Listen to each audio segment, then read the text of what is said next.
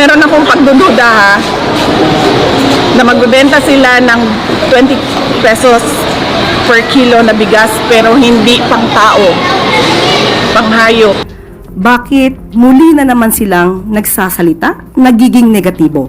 Hindi porket po umura ang bigas, sasabihin na panghayop ang nasabing bigas. Liliwanagin naman po natin. Ang ibebentang bigas ay yung bigas po na nabibili ngayon sa halagang 33 pesos. So wag po nating maliitin ang mga farmers natin dahil local farmers po manggagaling ang bigas na ito.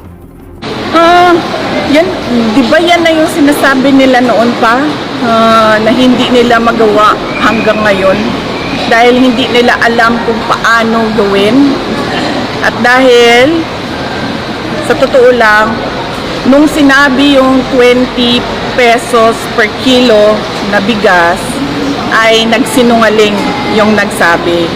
Alam niyang hindi kayanin pero pinaasa niya ang mga tao na ibibigay yon.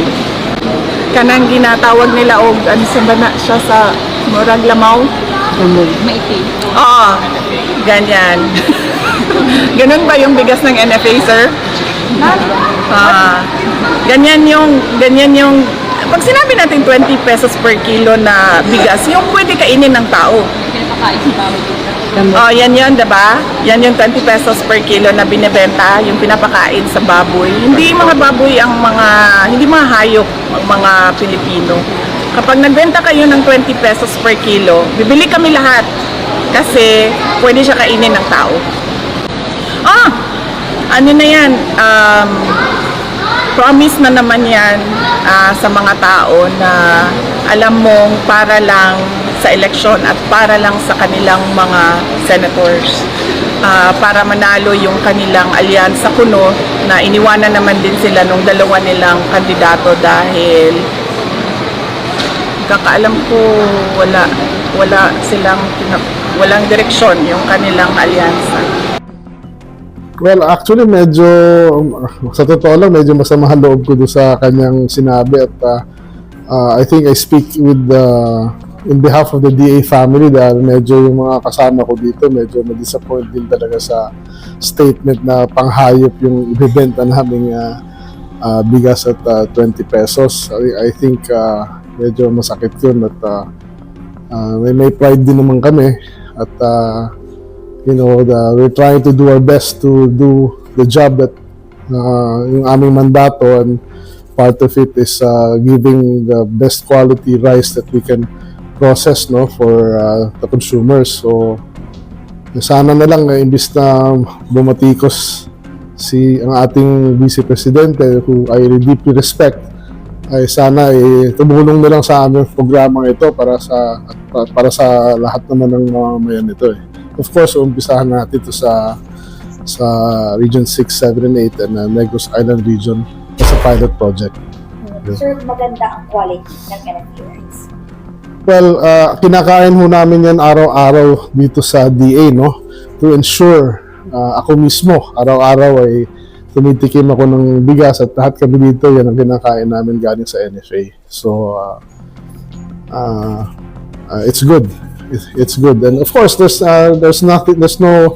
wala naman perfect system, kahit yung mga major producers ng best foods dito, like yung mga major brands, meron yan certain level of percentage na talagang may reject. And of course, that is our task to minimize the problematic products and only deliver the products that are really good at masarap kainin.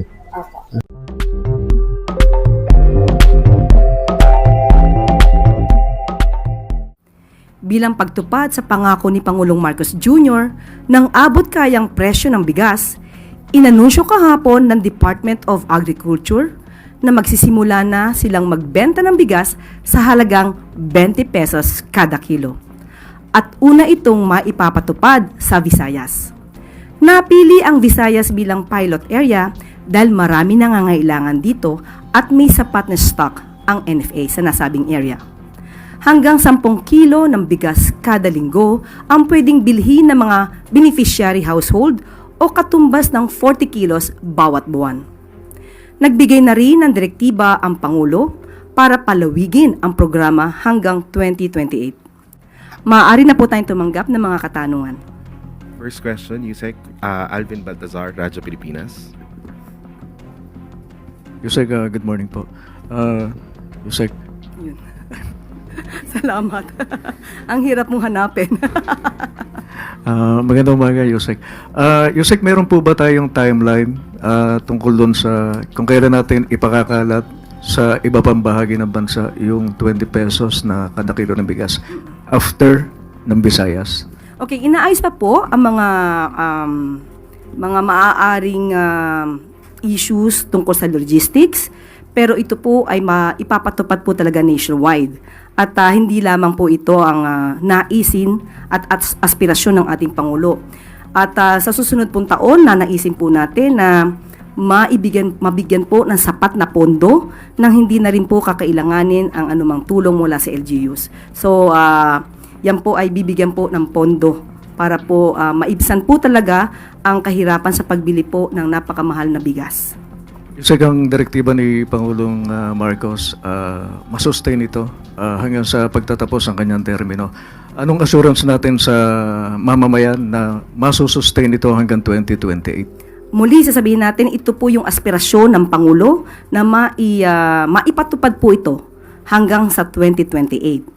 Mabibigyan po ito ng tamang pag-aaral at tamang budget po. Yan po ay talaga pong nanaisin ng Pangulo na maipatupad.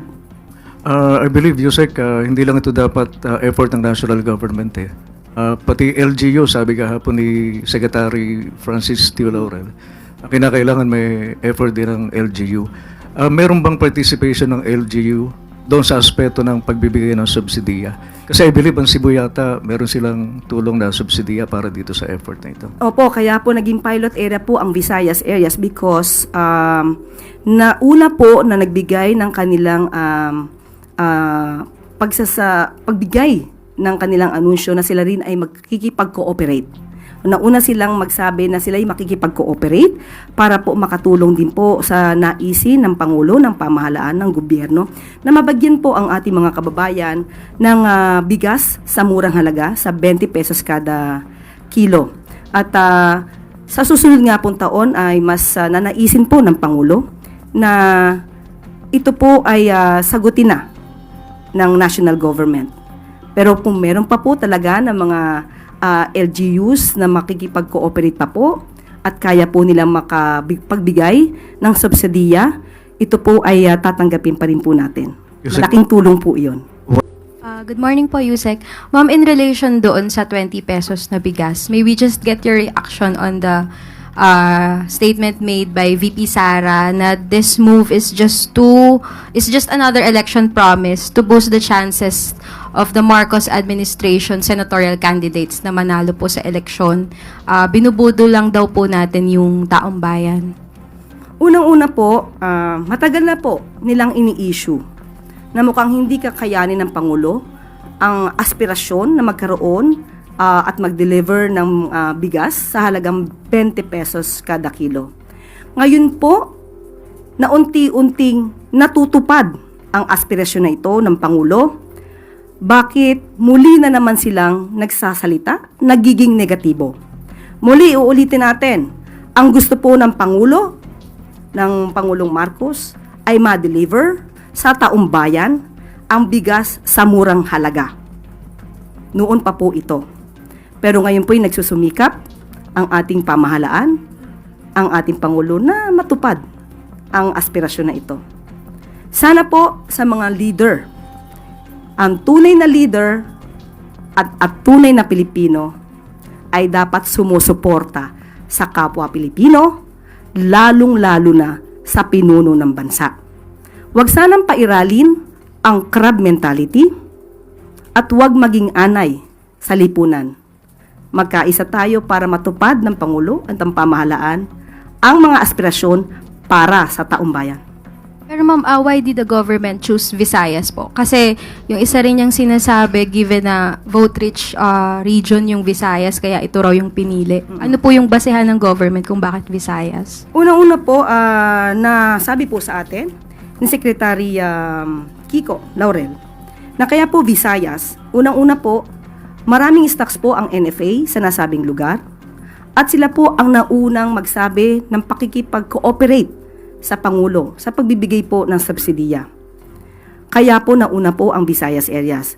Ito rin po ay pinatotohanan po ni Governor Gwen Garcia. So bakit naman po natin haharangin ang magandang adhikain na ito, ang magandang goal na ito ng Pangulo na makapagbigay ng murang bigas at sa pangunguna po ito sa Visayas areas. Huwag po natin harangin, huwag po natin pagbawalan yung mga taong bayan na bumili ng murang bigas. Ito po ay muli para sa taong bayan, huwag natin mahayaang magutom ang taong bayan. Hindi porkit po umura ang bigas, sasabihin na panghayop ang nasabing bigas. Liliwanagin lamang po natin. Ang ibebentang bigas ay yung bigas po na nabibili ngayon sa halagang 33 pesos. So wag po nating maliitin ang mga farmers natin dahil local farmers po manggagaling ang bigas na ito. Kapag po sinabi, ninuman na ito ay panghayop na bigas, minamaliit po natin ang mga farmers natin na nagbebenta po sa NFA, sa ating gobyerno. So, wag po nating hayaan dahil ang bigas po na ito ay talagang nabibili na po. Marami na pong bumili ng bigas na ito sa halagang 33 pesos. Same po, parehong bigas po ang ibebenta. At ang sabi nga po natin dito, kung sinasabi po niya na huwag magpabudol, tama po na huwag magpabudol dahil maaaring magamit na naman ito at masabotahin ng mga fake news peddlers, magpanggap na buyers at ipapakitang hindi maganda ang bigas. Tandaan natin, ito pong bigas na ibebenta sa halagang 20 pesos ay yung parehong bigas na ibinebenta sa halagang 33 pesos. Follow-up question, Pia Gutierrez, ABS-CBN. Hi, ma'am. Ma'am, yung 20 pesos po, this was a campaign promise of the President. Pero bakit ngayon lang po ito nasimulan? Unang-una po, sa budget po, hindi po agad kinaya or masasabi natin na pinag-aralan kung paano ito mapapatupad. At ngayon po, na kinakaya po natin, hindi po ba dapat mas magpunyagi tayo?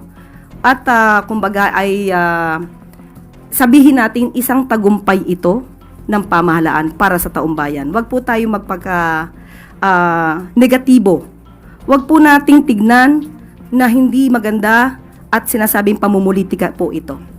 Sabi nga natin, noon pa po ito aspirasyon. So kung ito man ay natupad, maganda lamang po siguro nagkataon dahil ang Visayas areas ay nakipag-cooperate.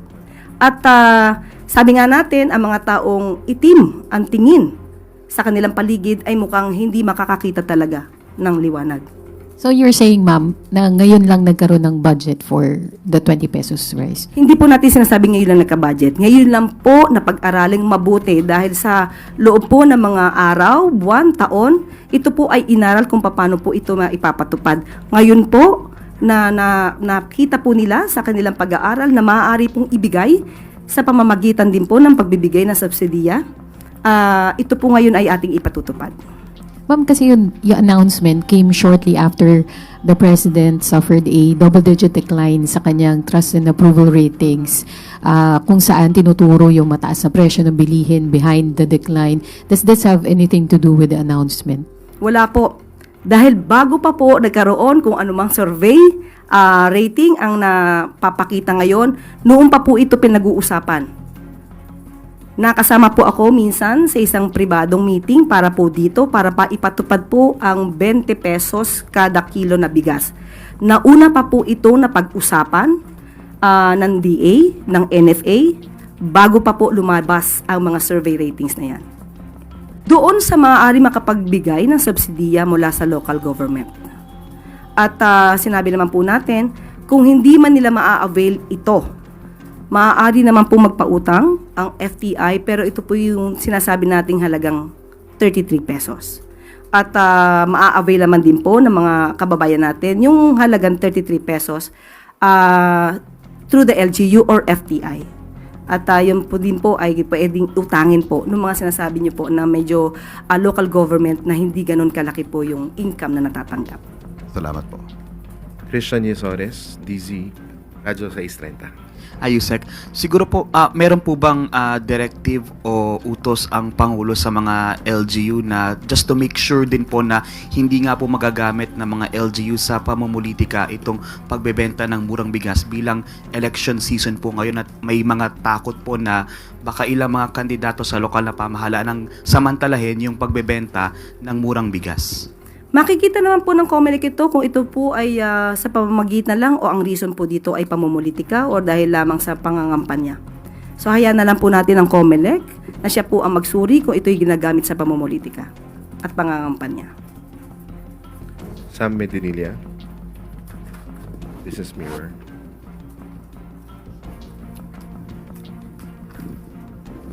Good morning, ma'am. Bali, ilan po yung magiging beneficiaries target beneficiaries nitong program? At saka yung ilang LGUs rin po. Bali, ilang families and ilang LGUs? Opo, sa ngayon po ay nagkakaroon po ng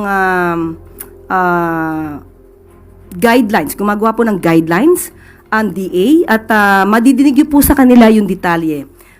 Sa aming pagkakaalam ay magkakaroon po mismo ng press briefing si Secretary Kiko o ang DA at doon niyo po malalaman kung ano po yung iba pa po mga detalye.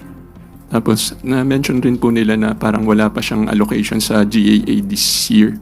So, saan po kukunin ng government, ng DA yung budget for the initial implementation nitong program? Muli po pakinggan na lang po muna natin yung press briefing na gagawin po ng DA dahil sa ngayon po hindi ko po hawak ang detalye patungkol po dyan at sila po mismo ang magbibigay ng mga kasagutan patungkol po sa mga ganyang klaseng mga katanungan. Last na lang po. Bali, na-mention rin po ng COMELEC na nag-issue na sila ng reaction regarding dito sa rice. Ang na-mention po nila, okay lang raw magbenta yung NFA nung 20 pesos pero hindi raw po dapat involved yung mga candidates for the 2025 polls. Kaso karamihan po ng incumbent officials ngayon ay running for re-election. So pag nagbenta po ba nito, dapat hindi po sila involved dun sa... Dapat po, hindi po sila involved. Dapat nga po, ang kanilang mga mukha ay hindi makikita sa mga tarpaulin patungkol po dito.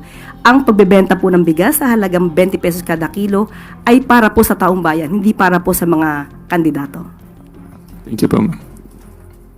Next, same topic. Then Santos, Net25. Yusek, good morning po. Nabanggit niyo po may the draft na guidelines ng DA para sa pagbebenta po ng 20 pesos kada kilo ng bigas. Nangangahulugan po ba ito na limitado lamang yung mga kababayan natin na maaring maka-avail at hindi ito rice for all, itong 20 pesos na ito ng ating administrasyon? Nakausap po natin ang representative ng DA at sinasabi po naman nila ito ay ma-avail ninuman. Pero magkakaroon din po ng sariling guidelines ang LGU kung kanino po ito maibebenta. Mas malamang po sa aking hinuha, sa aking pagtatansya, mas mabibigyan nila ng priority yung mga sinasabing nasa laylayan ng lipunan. Pero hindi naman po ito ipinagbabawal na bilhin. Ang sabi po sa atin, pag nasa kadiwa po, lahat naman po ay maaaring maka-avail. Regarding lang po sa impeachment against Vice President Sara Duterte, nananatili po ba yung tindig ng Pangulo na huwag pa rin pigilan yung napipintong impeachment trial sa Senado laban po kay BP Sara, knowing na yung impeachment case po was rooted in the questionable confidential funds ng Vice Presidente? Tama po ba? Wala po sa kamay ngayon ng Pangulo ang patungkol po sa impeachment trial. Kung ano po ang magaganap dito, nasa kamay na po ito ng Senado.